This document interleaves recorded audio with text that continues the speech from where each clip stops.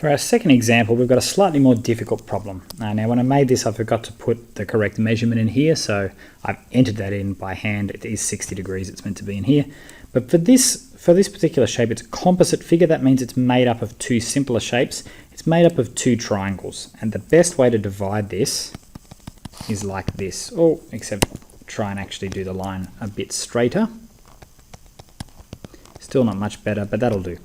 So we've got our two triangles. Okay, this bottom one I'm going to call area 1, and I'm going to call this guy area 2, and we'll do them one at a time.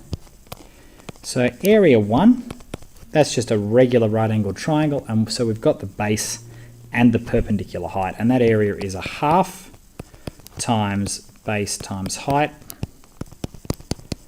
It's a half times 14.8 times 14.8, and if I do that,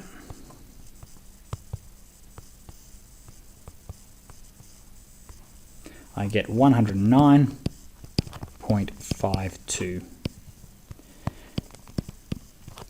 Now, if I want to find area 2, this time I'm going to need to use the area of a triangle. So for this, I go a half times A times B times sine C.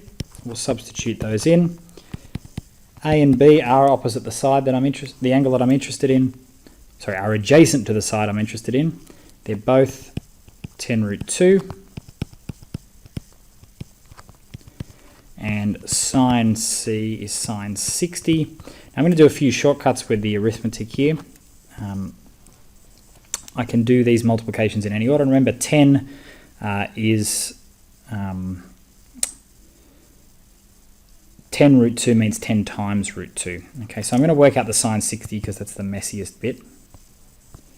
So sine 6, that's not what sine 60 is.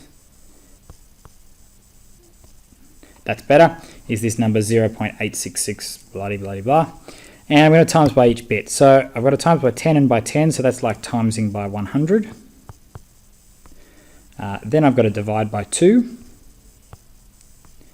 And then I've got to times by root 2 and then root 2 again. And root 2 times root 2 is 2. So if I just double this number, I should get, yep, that looks right.